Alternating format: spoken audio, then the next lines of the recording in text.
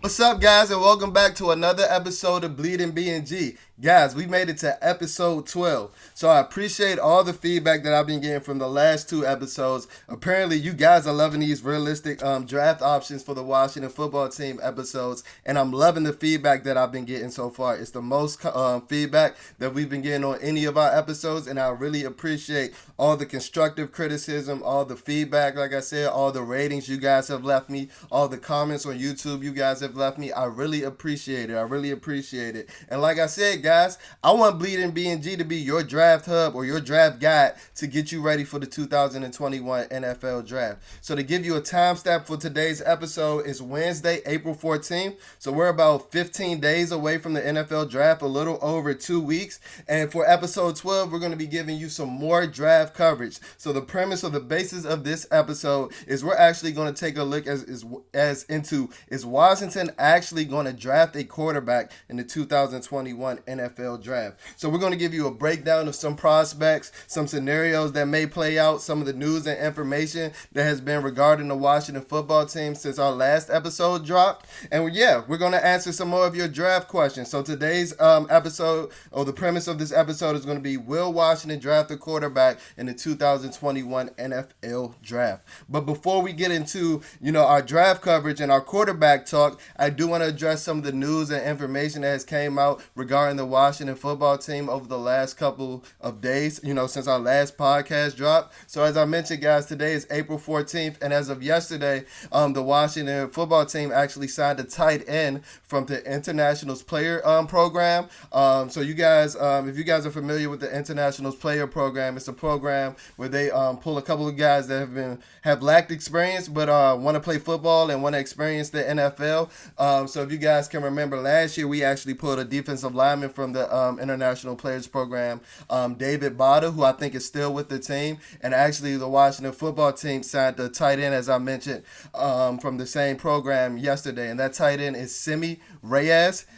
He's Chilean, so he was from Chile. And he's actually a basketball player, guys. So he actually came over from Chile at the age of 14 and played college basketball at the University of Tulane.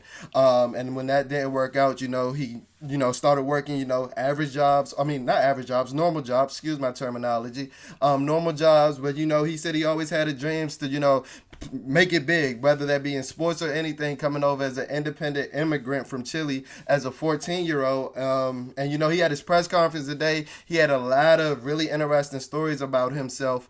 And one of the biggest things that, struck the Washington football team community is this guy is a freak athlete, guys. This guy is a freak athlete. We can all look at some of the former basketball players that tried to transition to tight end and were actually very successful at it, such as like Tony Gonzalez, Antonio Gates, and Jimmy Graham. And I'm not saying that Simi Reyes, is going to be that, but we have seen the transition and how those basketball skills translate to the tight end position specifically. And with these athletic traits that I'm about to tell you guys, and these measurables and these numbers that I'm about to tell you guys that Simi Reyes posted at the University of Florida Pro Day, I have no reason to believe why he can't at least make a roster, have the shot at making a roster. Guys, this guy is 6'6". He bench pressed 31 reps. He ran a 4.6 40, and he had a 40-inch vertical jump. So I know a lot of people that follow the Washington football team community, especially on Twitter, you guys are familiar with the RAS chart, or the Raw Athletic Score chart. This guy scored a perfect 10. He scored a perfect 10 on the Raw Athletic Score chart, higher than Vernon Davis, who we think of as a specimen that played the tight end position, and also higher than Kyle Pitts, who he actually had the pro day with at the University of Florida. And we're looking at, and I consider Kyle Pitts a generational type talent at the tight end position. So this guy is an even freakier athlete. So if we can get him, he lacks experience playing football, but with our tight end coach that developed Logan so well, Pete Hainer, if he can, mold this lump of clay into something, I can see us having maybe a diamond in the rough, that we found through the IPP program. So yeah, that's basically it for the news and information situation that has happened since our last podcast. The Washington football team did have a few cuts, including Caleb Brantley and Thaddeus Moss, which was a lot of you guys, as you know, practice squad preseason hero last year. You guys thought that he was the steal coming as an undrafted free agent, but Thaddeus he never panned out. Personally, I hate to look back in hindsight, but I was never really high on Thaddeus, especially, when you look at the sample size of his LSU career. I can honestly see why, or his college career, because he did start off at NC State. I can see why, he went undrafted. His athletic profile isn't the greatest. Yes, he did have great hands, but, he was wide open half of the time at LSU, and you're not going to get those opportunities in the NFL. So, those sticky hands, you're going to rarely display it because you're going to be covered nearly 95% of the time, especially with somebody like Thaddeus Moss's athletic profile, and him coming off a foot injury didn't help as well. So, he never really, got the grasp or, got a hold of the ropes in the NFL with Washington. I think the Cincinnati Bengals did actually pick him up, so he does have a chance to play with his college quarterback, Joe Burrow. But, best off to Thaddeus, and I think that's actually, the corresponding move was signing Semi Reyes, because, he brings a little bit more as far as an athletic specimen to the football team. So, the corresponding move from Thaddeus getting cut was bringing in Reyes. So now it's time to get into this Washington football team draft talk. So like I said, guys, the basis of this episode is we're going to take a look at will Washington draft a quarterback. So in the first round, we're already going to rule out Trevor Lawrence and Zach Wilson. We're going to rule those guys out because it's already determined, or, all NFL circles have, all but damn near confirmed that Trevor Lawrence is going to be drafted number 1 by the Jacksonville Jaguars, and then Zach Wilson is going to be drafted number 2 by the New York Jets. So we're not going to look into them because those guys are kind of unrealistic options at the quarterback position, but we are going to look into some options that we may be able to get as far as the first round goes. So like I said, guys, it's April 14th, so a lot of people in the Washington football team community are familiar with all the news reports coming out about the Washington football team actually loving Trey Lance. So the initial report came out from Michael Lombardi on his podcast, and he was adamant on Washington's fascination with Trey Lance. He started out saying that he thinks, because they started out talking about the San Francisco trade up to number 3, and then he was saying that he thinks Washington would be the next team that unloads all of its picks. So first, let me rewind. Let's go back. And you guys, we're not going to talk about Mac Jones as much because as we're getting closer to the draft, more and more NFL circles are confirming that Mac Jones is the quarterback of choice for Kyle Shanahan and the San Francisco 49ers. Now, that may not be true, and he may be pulling one of the biggest smoke screens of all time, but in a couple days ago, Adam Schefter was adamant that, Mac Jones is the pick for the San Francisco 49ers. No ifs, ands, or buts. You can almost write it in Sharpie. And then today when I was listening to Colin Cowherd as well, he said he was talking to a few of his friends in NFL circles, and Mac Jones seems to be the guy for the San Francisco 49ers. And while I don't necessarily agree because Mac Jones isn't my quarterback 3, I can kind of understand it. And hey, as a Washington football team, I thank the San Francisco 49ers because I do think we have potential at drafting a quarterback that can potentially be better than Mac Jones or ultimately have a higher ceiling than Mac Jones and can pan out and be a better player in the NFL. So like I said, we're not going to talk about Mac Jones as much, even though there's a chance that, San Francisco, like I said, is pulling the biggest smokescreen of all time, and Mac is available later in the first round. But with all the news and information coming out within the last couple of weeks, I don't see that as likely. So first, as I was mentioning before, the Mike Lombardi report, he said that Washington may be the next team to unload picks, and the quarterback that they're infatuated with is Trey Lance. And, verbatim, his quote was, if Trey Lance begins to slide, Washington's going to get his ass. That's what he said. Not basically, that's what he said verbatim. He said, if Trey Lance slides, Washington's going to go get his ass, which was kind of funny to me because because like I've never heard somebody so adamant based off of rumors that he's heard. But he seems pretty sure of it, and I would love it. Like you, if you're a Bleeding BnG fan and you've been with us since the beginning, you know Trey Lance was my pick in the mock offseason episode, and I thought he might have been had at 19. And as we move later throughout the draft season, that has come less and less likely as he's beginning to rise up draft boards, or as more NFL teams has begun to watch more film on him. Because like I told you, I was on it from the jump. I've loved this guy since the 2019 season. But apparently Washington has the same infatuation that I had for Trey Lance. So Trey Lance is a 6'4", 225-pound quarterback out of North Dakota State. And some of the reasons that I believe that Mike Lombardi's report may be true is because Scott Turner and Marty Herney went to his first pro day. I believe that they'll be going to his second, which is scheduled to take place next Monday. And, you know, he's somebody that I believe fits what Scott Turner is looking for in his offense. Like I told you guys before, I think that Scott is looking for a athlete. Scott is looking for somebody that can run those RPOs. Scott is looking for somebody that's a good ball handler that can run play action and things like that. And that's what Trey Lance's game is all about.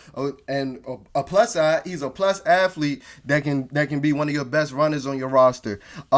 He's coming from a pro style system playing at North Dakota State, and I know a lot of you guys listening to this talking about or thinking about, man, North Dakota State, that's the FCS school. Like, what competition is he really playing? But guys, we got to consider, you know, some of the best quarterbacks that have played have come from smaller schools. Kind of like a guy that Trey Lance actually reminds me of. Trey reminds me of a young Steve McNair, somebody who's fearless, somebody who's going to keep plays alive, somebody that can use their legs. You know, not necessarily the fastest burner, but he's physical when he's a runner, and he uses his legs often to extend a play. I think that Trey Lance might actually be a little bit faster than Steve McNair was, but all those traits, especially coming from an FCS school, led me to make those correlations, and it's a trait that I honestly see. It's a comparison that I honestly see.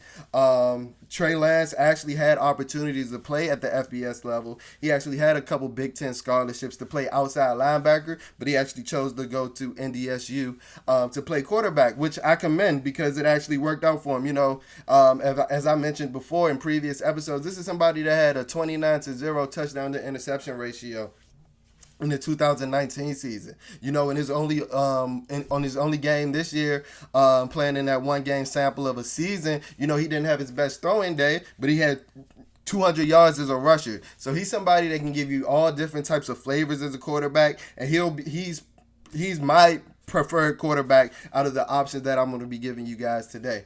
He has a strong arm. On his pro day, he was throwing balls 55, 60 yards with the flick of his wrist. I love his mechanics. It's somebody, like, he has a bunch of potential. The only knocks that I've actually seen on Trey is that he actually only started, I think 17 games as a starter, and he actually played in the FCS, which are my biggest concerns because we've seen Carson Wentz, you know, in his second season have MVP level type success coming from North Dakota State, coming from the same system with that pro style offense. You know, Carson had a lot of success. I know the Eagles didn't win a lot of games in his rookie year, but Carson showed glimpses of a franchise QB nearly right away. You know, he torched Washington in I think either his first or his second game as a quarterback in the NFL, which is, you know, promising. I know we're thinking about Carson now lately coming off his 2020 season, but, you know, he's dealt with a lot of injuries. You know, a lot of news reports are coming out of Philadelphia that wasn't the most structured organization,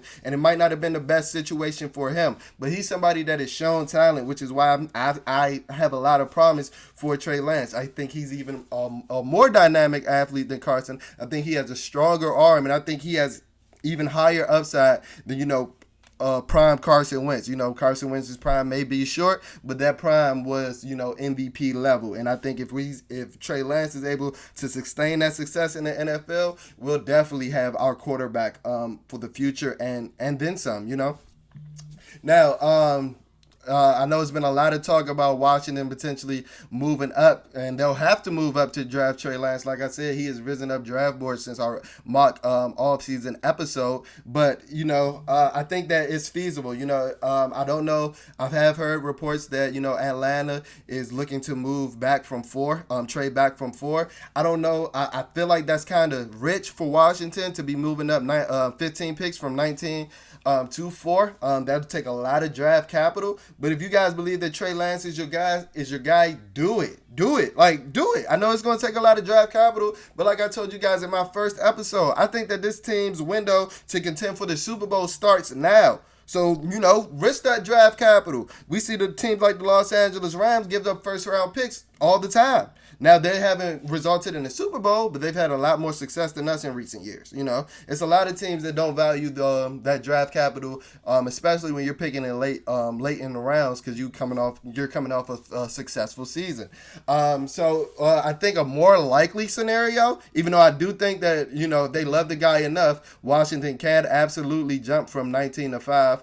It's going to take a little bit more than San Francisco did to jump to 3.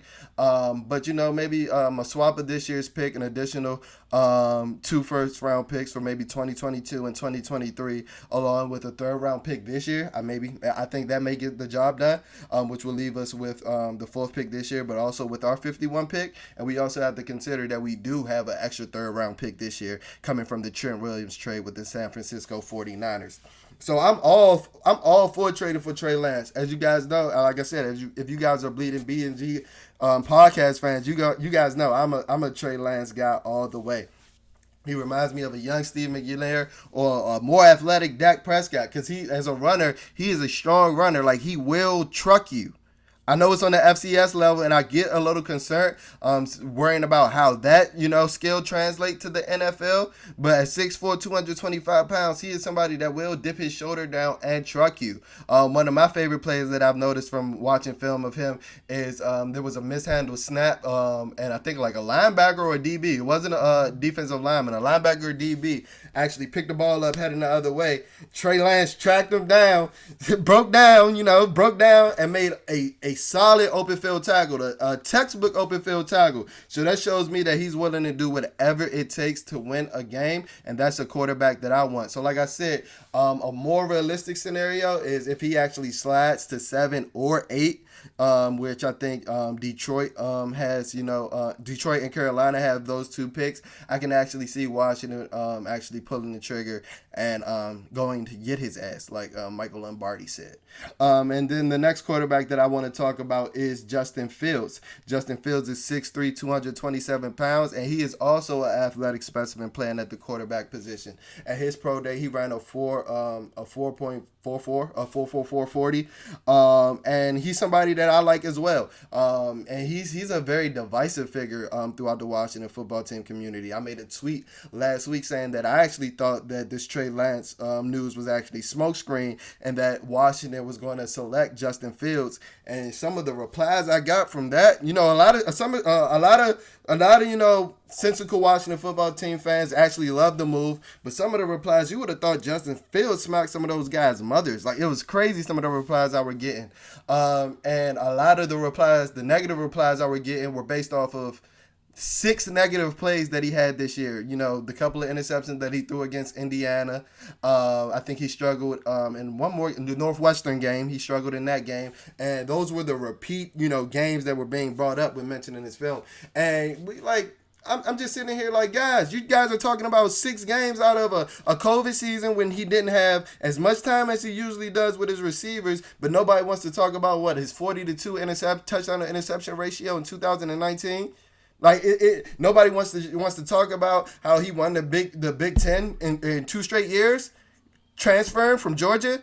Like, the Justin Fields hate is it grinds my gears, especially when you get reports coming from like Dan Orlovsky questioning his work ethic, and this is one of the reasons why I actually think that Justin Fields may actually be Washington's guy. because with these recent reports talking about his work ethic, I feel like he's the most, likely quarterback to slide to 7 or 8. It's actually pretty feasible that Justin Fields is actually there at 7 or 8. I'm not as high on that possibility for Trey Lance, but I think it's actually a pretty feasible option, or a pretty realistic scenario that Justin Fields is there at 7 or 8, and I think that if he's there, we should pounce on him. I love Justin Fields as a quarterback. I do like Trey Lance a little bit more, but Justin Fields is an upgrade over whatever we have. And if you want to sit him behind Ryan Fitzpatrick for a year, you can do that. You can do that. That Ryan Fitzpatrick insurance, you have it. You have it. That's why I love the move of signing him, especially at that price point for this year. One of the negatives that I've heard, other than his work ethic, is he's coming from Ohio State. But guys, one of my biggest phrases when looking at players and looking at these draft prospects is you can't scout the helmet. You got to scout the prospect. This is a freak athlete who won 90% of his games in college, coming from running a 4.44. And one of the reasons, like I said, that I think he might actually be Washington's quarterback is because he's the most likely to fall due to all these negative reports coming out, which we don't know is true. And Dan Orlovsky tried to clean up after. Kirk Herbstreit, I think the same day refuted it, saying no. And he's more tied into Ohio State than Dan Orlovsky could ever think of. And one of the reasons that I also think he's likely to pick is because if you guys have listened to Kevin Sheehan, the Washington, the ESPN Team 980, not ESPN, the Team 980 radio personality, he has been saying that the Washington Brass has liked Fields since December or January. So I don't think that the infatuation just goes anywhere, It's a lot of fire where the smoke is. And like I said, when Ron said, we're going to look at what the teams do ahead of us in the draft, in his post-free agency press conference, I really believe that. So, if he looks back and he sees that Justin Fields is sliding down the board, I believe that he's another quarterback that Washington will go get. Word to Mike Lombardi. All right, so those are the options for the first round. I don't think that Washington will entertain any other quarterback in the first round, but I do think that there's some options that they may entertain in the second round, whether that be at 51st or trading up earlier into the second round for some of these quarterbacks. So I do know one of the draft strategies that has happened, one of the draft tendencies that has happened a lot in recent years is that a lot of teams take flyers on quarterbacks, hoping to get that fifth-year option in the first round, because when you sign a first round prospect, they get a 5-year. You have a chance to sign them to a 5-year extension rather than a 4-year cap on their deal. But I don't think Washington is necessarily going to look at these guys for that scenario. But I do think if they're available at 51 or trading up earlier into the second round, I do think that Washington will look at these three potential quarterbacks. The first quarterback that I want to talk about is Kellen Mond. He's 6'3", 211 pounds, and he's another athlete. Like I said, guys, I think that Scott Turner is looking for athletes in this to run this offense. That's why I believe the reports coming out that Trey Lance, that Washington is infatuated with Trey Lance, because I feel like Scott Turner is a modern type play caller, and he's looking to pull all the stops out of this playbook. You saw his versatility within his play calling, whether that be in the Ravens game this year where he was throwing a bunch of screens and passes at the line of scrimmage because he thought that was the only way that Dwayne Haskins could beat the Washington football team, or the game plan that he pulled out for Taylor Heineke against the Tampa Bay Buccaneers in the playoffs. So he showed versatility in his schemes, but I just think that he's ultimately looking for an athlete, and that's one of the biggest traits that Kellen Mond actually possesses. He was a 4-year starter at Texas A&M, and he's coming off his best year. He jumped up from his junior year, we had a 2-to-1 touchdown interception ratio to almost tripling that to 6-to-1 this year, which is amazing. One of the biggest knocks that I've heard about Kellen Mond is that he doesn't have the best accuracy, but he improved in that year in and year out. So I think that he can benefit. He can benefit from a year sitting under Ryan Fitzpatrick, where he can develop that accuracy to an NFL level. But one of my favorite things about Kellen Mond is, other than the fact that he is a dual threat athlete, is that he throws from many different arm angles, and he's a winner. He's a winner. He had Texas A&M winning games since Texas A&M hasn't really won as much as they have with Kellen Mond since Johnny Manziel. Texas A&M went through a kind of a dry spell in between Johnny Manziel and Kellerman, and that's one of my favorite things. I love quarterbacks that elevate their team's play. That's one of my biggest knocks on the big school quarterbacks. Even though I don't believe in scouting the helmet, is a lot of those big school quarterbacks have so much around them that they don't necessarily have to elevate their teammates' level of play to win games. But Kellerman did that, and he especially did that this year, where I think he had Texas A&M in the top 5 at one point, which is amazing. Like I said, one of my favorite things is he throws from numerous arm angles, and he actually showed off his arm strength in his pro day, throwing numerous 50-plus yard to 60-yard balls. I think he had one of my favorite throws of the pro day season. He rolled out left, cocked it legit all the way to the right. All the way to the right side of the field and made it. And he actually scripted his own pro day, which I heard that NFL coaches loved. And he's shown the leadership that he's displayed throughout his 4 years at Texas A&M. So I do believe that you need some accuracy, and I do have some accuracy concerns about him. I think he can develop that sitting a year behind Ryan Fitzpatrick, and he can come in the 2022 season guns a blazing, because the traits are there. 6'3", 211 pounds. He reminds me a lot of Colin Kaepernick coming out of Nevada. His throwing motion is way better, even though his throwing motion is a little wicked. If you guys can remember, Kaepernick kind of had that wind-up throwing motion, which was slow. Ma's throwing motion is, while it isn't necessarily traditional or prototypical, it's a lot faster. He throws with a lot of arm. Which I think comes from his baseball background, which also comes with him throwing from those multiple angles, and that's actually something we've seen.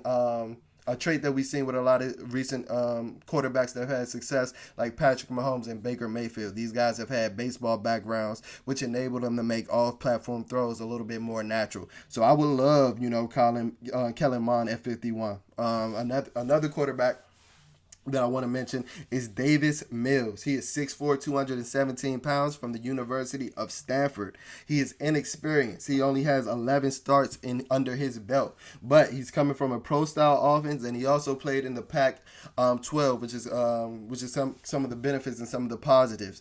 And there's been a lot, maybe not as much as Trey Lance, but there's been a lot of rumors and names swirling in the Washington football team community that Washington is interested in Davis Mills outside of the first round. Actually, a Washington football team reporter actually talked to David Shaw because of him hearing about Davis Mills' name being linked to Washington in draft circles. And when I do want to give that reporter some credit. His name is Zach Boyer, I believe. And when he did talk to David Shaw, David Shaw said that he believes that Davis Mills is an NFL starter.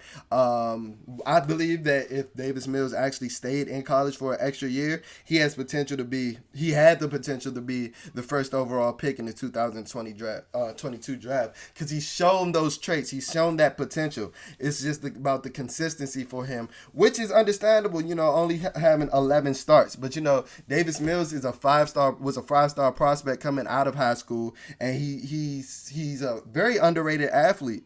Watching his film, one of the things that I didn't necessarily love his pocket movement. He got a little bit erratic in the pocket, which is surprising, because if you look at him pre-snap and things like that, before the ball is snapped, he reminds you of, not saying he's as talented or as good or is going to play to the level of these guys, just talking about how they look visually. He pre-snap, he kind of has that, that sheriff kind of feel, that general kind of feel, kind of like a Phillip Rivers or a Peyton Manning, which I love, because, breaking the huddle, you got to be at ease. He seems to know how to be able to read defenses for somebody that's lacking the experience. So imagine if he, sits under Ryan Fitzpatrick for a year. He's going to be even better at that. Not only just sitting under a year, but sitting under somebody like Fitzpatrick, who has seen every defense in the book. And, like I said, I thought that, he was erratic in the pocket, but then he came back and ran a 4.59 in the elements at his pro day. And then he completed, 52 or 56 balls in the rain at his pro day. And that's why he's rising up draft boards. I've heard a lot of people saying that a team may trade up late in the first round to draft Mills just for them to secure that 5-year extension option. And if that does happen, I do think that it'll suck. because I do think that'll suck for Washington, because I think that this is the perfect guy to draft at 51 as far as value and as far as potential. I like Davis Mills a lot, the quarterback out of Stanford. And then the third quarterback that I wanted to mention is Kyle Trask. He's the biggest of all the quarterbacks as far as girth and burliness. He's 6'5", 240 pounds, so he's the most, prototypical pocket passer out of all the quarterbacks that I've mentioned so far. One of the biggest thing that I like about Kyle Trask is that he has a really strong arm. Throwing outside the hash, getting the ball, splitting between the corner and safety and the cover two. He's shown that he can make all the throws on the NFL field, which I love. But as I mentioned, he is a more traditional pocket passer, which I think the NFL is starting to get away from with our athletic, D linemen and athletic edges and athletic linebackers. That's why I think that, one of the most important traits a quarterback can have in today's game is that, they're able to make off-platform throws or throws on the run and things like that. When the play breaks down, you need to extend the play. Are you able to do that? I didn't see a lot of that from Kyle Trask at Florida, but he wasn't necessarily asked to do that a lot based off, the talent that he had. He arguably played with the most talent of any quarterback that I'll mention. Maybe Mac Jones, but we got to remember that Jalen Waddle was hurt for half the season. So Kyle Trask playing with guys like Kadarius Toney and the generational tight end talent that Kyle Pitts was, he had a plethora of options. And one of the biggest things that scared me off from Kyle Trask was his bowl game performance when those guys weren't there, sitting it out due to the COVID protocols or preparing for the draft and things like that. He was so erratic in that game. He looked like he didn't even want to be there after the first quarter. Now I know he was missing a lot of weapons, but like I told you guys a couple minutes ago, one of my favorite traits as a quarterback in a quarterback is seeing how they elevate guys, and he was not able to elevate his guys in that bowl game. Honestly, like I said, I do see a strong arm in Trask, but he is a risk taker. He is a risk taker that has bad feet and a slow release. So, there have been, reports coming out that Washington has like Kyle Trask. I think Kevin Sheehan has even mentioned Washington liking Kyle Trask as well. But he has to work on a lot of things before he can be an everyday starter in the NFL. And sitting behind a guy like Ryan Fitzpatrick can benefit him. I'm not saying that it's never going to happen, because he was very productive this past season at Florida. He was very productive all the way to the bowl game. Honestly, like that was his only flaw of a football game this past season. And not because they went to the same school, but Kyle Trask reminds me a lot of Rex Grossman. Now I know a lot of people in the Washington football team community are gonna be like, oh no, and we don't necessarily have an affinity for Sexy Rexy, but we got to remember that Rex Grossman did start a Super Bowl. Now I know he did play with a historically great defense, but Rex Grossman did make his fair share of plays throughout his career in Chicago. And Rex was a gunslinger. He's somebody that had faith in his arm. He was a below average athlete, and not just because they went to the same school. I see a lot of Kyle Trask and Rex Grossman. So are you gonna get the good Rex or are you gonna get the bad Rex? One of Rex's biggest issues was his consistency as well, and also that he just didn't care. Rex thought he had the strongest arm in the world. He just chug it in the triple coverage, which I saw, not triple coverage necessarily, but I saw Kyle Trask take some shots in double coverage while I was watching film. Now, I don't know if that's just because he had that much faith in Kyle Pitts, being that he's the best tight end to come out of college in years, which is understandable. But it's some of the throws that I would not want to see him make if he was drafted by the Washington football team. So those are the three options that I'll mention that Washington may take a flyer on in the second round. That's Kellerman from the Texas A&M, Davis Mills from Stanford, and Kyle Trask from the University of Florida. And we're just going to look at those quarterbacks for right now for the first two rounds and really give those guys an in-depth approach, because I believe that if you go past the first round, Washington isn't going to necessarily entertain any quarterback options unless it's like a Jamie Newman who sat out this year. with Georgia after transferring from Wake Forest, but he's a big athletic quarterback as well. I don't think he's necessarily as fast as Trey Lance or Justin Fields, but he's somebody with that same type of body type that can extend plays. And, he can use his legs and get outside of the pocket, and he has a very big arm. So I'm a big Jamie Newman fan if we were to draft a quarterback outside of the first 2 rounds.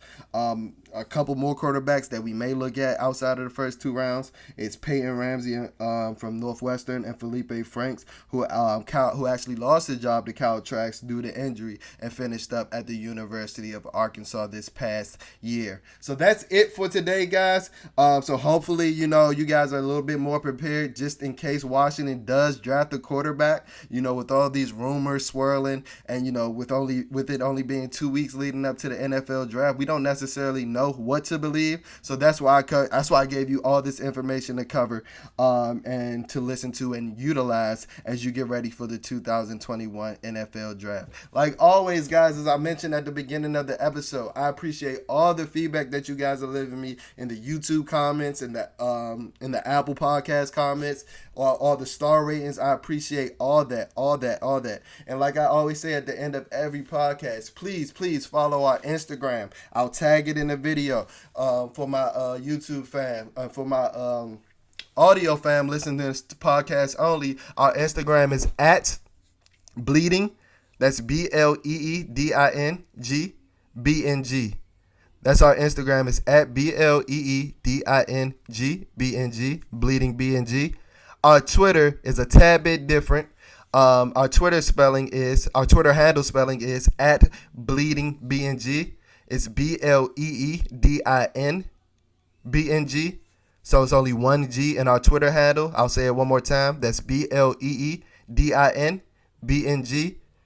And also follow us on YouTube. Subscribe to us on YouTube. Like I said, I really appreciate those comments. I really appreciate the feedback that I've been getting. Subscribe to our YouTube. Follow our Twitter pages. Follow our social media pages. And be tapped in because we're coming out with more Bleeding BnG content as we get ready for the NFL draft. See you guys.